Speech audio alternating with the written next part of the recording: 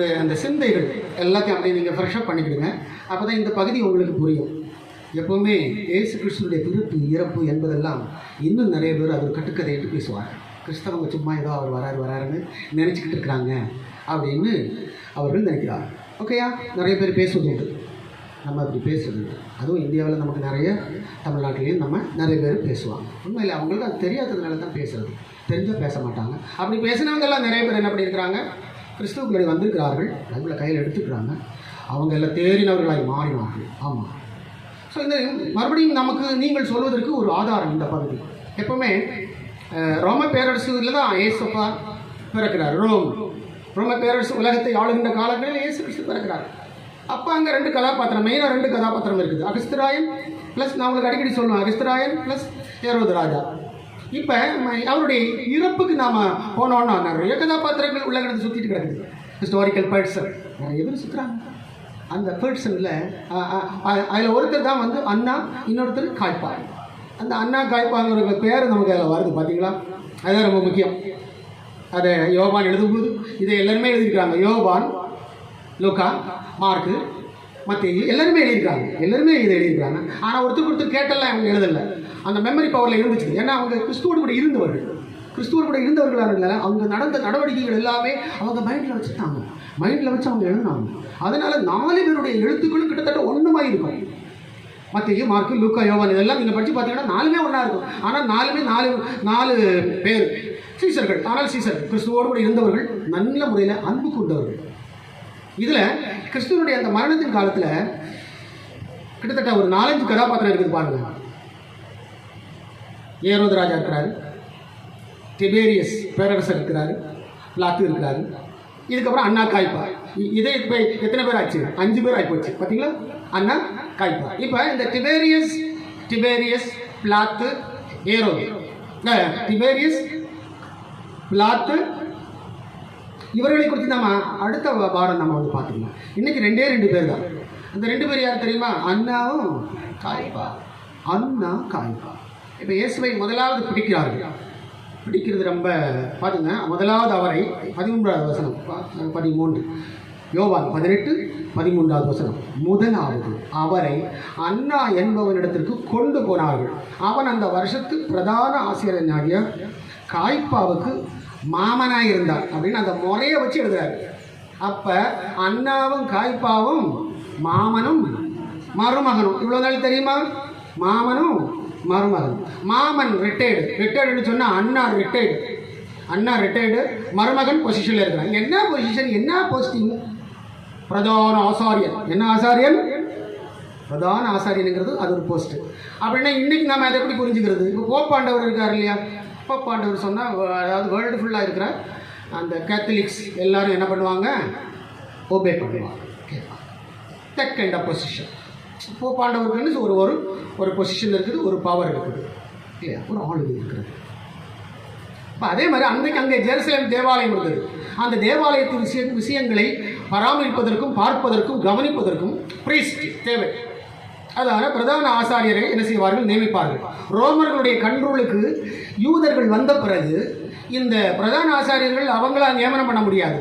எல்லாம் அவங்களுடைய அந்த போர்ட் ஆஃப் கமிட்டி, சங்கம்னு சொல்லி அவங்க ஒரு சங்கம் வச்சுருந்தாங்க.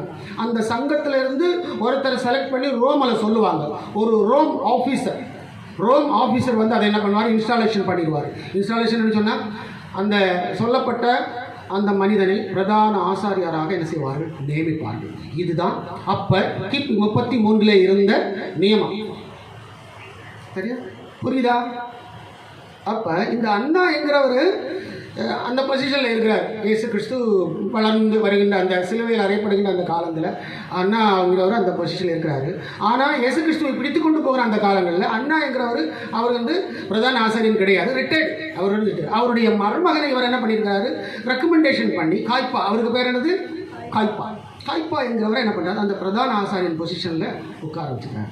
சரி, பிரதான ஆசாரியன் பொசிஷனில் இருக்கும்போது அவங்களுக்கு என்ன லாபம்? அவ்வளோ பொசிஷனில் இருக்கிறாரு, அவங்களுக்கு என்ன லாபம் கிடைக்கும் அந்த காலத்தில்? அந்த போஸ்டில் இருந்து என்ன லாபம்? ஜெருசலேம் அன்றைக்கு கிபி 33 ஜெருசலேமில் இருந்த அந்த தேவாலயம் என்பது பெரிய தேவாலயம். கிட்டத்தட்ட 50, 60, 100, 150 எகிப்திலிருந்தெல்லாம் வருவாங்க தேவாலயத்தில் பலி கொடுப்பதற்காகவும், தேவாலயத்தில் கர்த்தரை தொழுவதற்காகவும். வருஷம் எல்லாரும் மாறி மாறி மாறி குடும்பமாக என்ன பண்ணுவாங்க, வந்து போவாங்க. பக்கத்தில் இருக்கவங்க எப்போவுமே வருவாங்க, வரதும் போகிறதுமா இருக்கும். அங்கே பலிகள் நடந்துக்கிட்டே இருக்கும். ஏன்னா அது பழைய ஏற்பாட்டு தேவாலயம். பலிகள் நடந்துக்கிட்டே இருக்கும். பாவ மன்னிப்பு, சாம்பல் பூசுறது, சாம்பல் கழிக்கிறது, தீட்டு கழித்தல், புனித தண்ணீர், குத்து விளக்கு, மாவு, எண்ணெய், அப்பம், அப்படி இப்படின்னு சொல்லி ஏகப்பட்ட விஷயங்கள், மொட்டை அடித்தல், ஏகப்பட்ட விஷயங்கள் அது நடந்துக்கிட்டே இருக்கும். மக்கள் பாவம் செய்யும்போது ஆட்டுக்குட்டிகளோடும், புறா குஞ்சுகளோடும், கன்று குட்டிகளோடும் வருவார்கள். இதெல்லாம் வாங்கி பலி செய்து என்ன செய்யணும், அங்கே ஒரு நியமம், பலி செய்து என்ன பண்ணணும், அந்த பாவ நிவர்த்தியை ஜனங்களுக்கு கொண்டு வரணும். அப்போ அங்கே இன்னொரு விஷயம் இருந்துச்சு. என்ன விஷயம் தெரியுமா, தேவாலயத்துக்குள்ளாடி ஒரு ஆட்டுக்குட்டியை வாங்கணும்னா ரோம நாணயத்தை இங்கே கொண்டு வந்து என்ன பண்ணணும், அதை எக்ஸ்சேஞ்ச் பண்ணி ஆகணும். அப்போ அங்கே ஒரு பெரிய ஒரு அட்மினிஸ்ட்ரேஷன் இருந்திருக்குல்ல, பெரிய ஒரு நிர்வாகம் இருந்திருக்குல்ல. ₹1 கொடுத்து ஒரு ரூபாய்க்கு ரோமன் காயின்ஸ் கொடுக்குறோன்னா தேவாலய காசு 50 பைசா தான் தருவாங்க.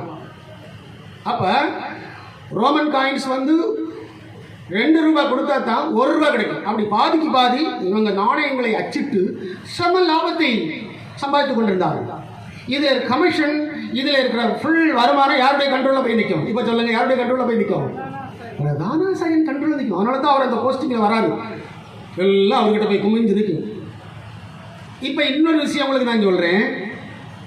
தேவாலயத்துக்குள்ளாடி யார் இருந்தாங்க? இயேசு கிறிஸ்து ஒரு தடவை உள்ளே போகிறாரு, பல தடவை போனார், கண்டுக்காம விட்டார். லாஸ்ட்டாக என்ன பண்ணுறாரு, சிலுவையில் நிறைய போகிறதுக்கு முன்னாடி போகிற அந்த நேரத்தில் கண்டுப்பாயிட்டார். ஒருத்தன் புறா விற்கிறான், ஒருத்தன் காசுக்காரர்கள் இல்லையா, எல்லாம் வியாபாரம் உள்ளே நடக்குது. என்ன பண்ணார், எல்லாத்தையும் அடிச்சு நொறுக்கி, என்னுடைய வீடு ஜெப வீடு என்று சொல்லி எழுதப்பட்டிருக்கிறது, நீங்களும் அதை என்ன செய்தீர்கள், கள்ளர் குகையாக்குறீர்கள் அப்படின்னு சொன்னாரா இல்லையா? இதை நாம் நினைவில் வைத்தல் நல்ல அவசியம். அப்போ அந்த டைமில் யார் ஆசாரியனா இருக்கிறா? காய்ப்பா ஆசாரியா இருக்கு. இதெல்லாம் கேட்டு இதெல்லாம் பார்த்துருப்பாரு. அப்படியா, தேவாலயத்திலிருந்து என் வியாபாரத்தை கெடுத்தியா நீ ஏதோ புதுசாக சொல்றியே, புதுசாக சொல்லி பழைய ஏற்பாட்டை நீ என்ன பண்ணுற, ஒன்றும் இல்லாமல் பண்ணுற, யூதர்களை குழப்புற, எங்கள் தேவாலயத்தில் உன்னுடைய பிரசங்கம் எப்படி இருக்குது, குழப்பமாக இருக்குது அப்படின்னு சொல்லி அண்ணா காய்ப்பாவுக்கெல்லாம் வெறுப்பு. வியாபாரம் போச்சுது, கவுத்தி விட்டாரு, குழப்பி விட்டாரு அப்படின்னு சொன்னாங்க. அதனால தான் பிடிக்கிறதுக்கு வந்தாங்க. அல்லேலூயா. அதனால தான் என்ன பண்ணாங்க, பிடிக்கிறதுக்கு வராங்க. இப்போ புரியுதா ஏன் பிடிக்கிறாங்க அப்படின்னு சொல்லி? அந்த சூழ்நிலை, அந்த சுச்சுவேஷன் நாம் புரிந்து கொள்ளுதல் வேண்டும். பிரதான ஆசாரியனுக்கு சம்மதானம் சொன்ன பின்ன அங்கே தடையே கிடையாது. பிரதான ஆசாரியர்கள் அப்புறம் அந்த யூத சங்கத்தார் எல்லாரும் சேர்ந்து இயேசுவை பிடித்து ரோமர்கள்கிட்ட ஒப்பு கொடுத்தாங்கன்னா அவங்க பின்ன மரண சாசனம் எழுதலாம். ஆனால் இவங்களுடைய பெருமிஷன் இல்லாமல் அவங்க செய்ய முடியாது. அப்படி ஒரு கட்டுப்பாடு இருந்துச்சு. பார்த்தீங்களா? அப்போ கிபி 33 இப்போ ஜெருசலேமில் போய் நின்று பாருங்க, ஓஹோ அங்கே இப்படி தான் நடந்துச்சுதா அப்படின்னு நீங்கள் ஃபீல் பண்ணுவீங்க. அப்போ எவ்வளோ கலவரமாக இருந்திருக்கும் அந்த ஏரியா, அன்னைக்கு எவ்வளோ பிரச்சனையாக இருந்திருக்கும். இயேசு கிறிஸ்து தேவனாகிய கர்த்தர், வானத்தின் பூமியை உண்டாக்கின கர்த்தர் ஒரு மனிதனாக வந்து யூதர்கள் மத்தியில் அப்படியே வெளிச்சமாக அப்பட்டமாக நின்னார் பாருங்க. அது அவங்களால அண்டர்ஸ்டாண்ட் பண்ணவே முடியல. They cannot understand when God stood in front of them openly, very openly. அவர் நின்னார், very openly he stood. நம்ம முன்னாடியெல்லாம் நிற்கவே இல்லை. பார்த்தீங்களா? கிபி 33, இன்னைக்கு 2025, எத்தனை வருஷம் ஆச்சு பாருங்க. இது ஒரு கால பகுதி. புதிய ஏற்பாடுங்கிற ஒரு கால பகுதி, பாவ மன்னிப்பு என்கிற ஒரு கால பகுதி, புறஜாதியார் காலம் என்கிற ஒரு கால பகுதி, கிருபையின் காலம் என்கிற ஒரு கால பகுதி. அதனால தான் இது வரைக்கும் அப்படி லைவாக அது வந்துட்டு இருக்குது. உங்களுக்கு எனக்கும் கூட இந்த அன்பு கிடைக்கணும். இந்த அன்பு ஆண்டவர் பொறுத்திருந்து நம்ம பிறக்க வச்சு அவருடைய கையில் எழுதி உள்ளங்கையில் நம்மை வரைந்து அந்த அன்பை பாதுகாப்பாக வச்சிருந்து நம்ம பிறந்ததுக்கப்புறம் அந்த அறிவை நமக்கு தந்து நம்ம பைபிளை நம்ம கையில் கொடுத்து நம்ம உட்கார வச்சுக்கிறோம். Yes, he's the great God, the most lovable God, lover. Hallelujah. இப்போ புரியுதா இந்த பகுதி? உங்களுக்கு புரியுதா?